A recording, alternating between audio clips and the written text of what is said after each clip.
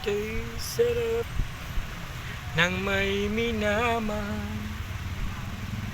Ang daigdig, pag-ibig ko'y tunay.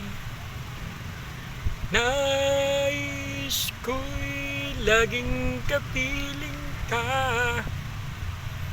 Alam mo bang tanging ligaya ka? Sa tuwin ay naaalala ka. Sa pangarap, laging kasama ka. Ikaw ang alaala sa aking pag-iisa. Wala nang ibigin pang iba. Okay guys, magandang gabi sa inyo. Welcome be back vlogger.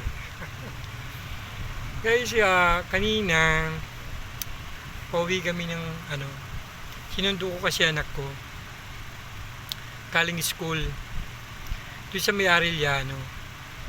So pagka labas namin ng Arellano, so mayroong aksidente nangyari. Ito isang motor so nasagi siguro siya ng trailer. Malaking truck siya sagi siya. So nakilata yung rider. Guys, kailangan doble ingat tayo.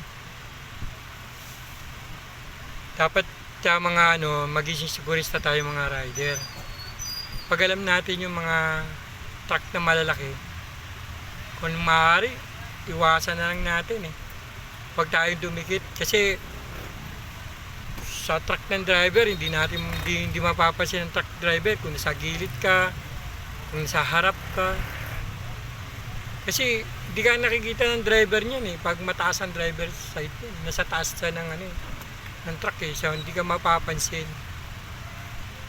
Sana okay si Kuya Rider.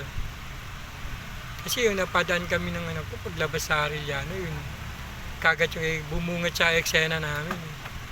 Bumungat sa harap namin. Nakakawa din. Kailangan maging aware tayo sa mga rider.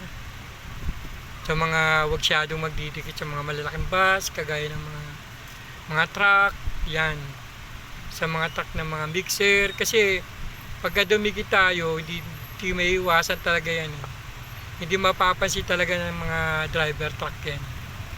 Na masasagasaan ka na, mapapailalim ka na. Konting ingat lang tayo guys, mga aware natin. So mapakikita ko sa inyo itong video to. Sana maging okay si Kuya.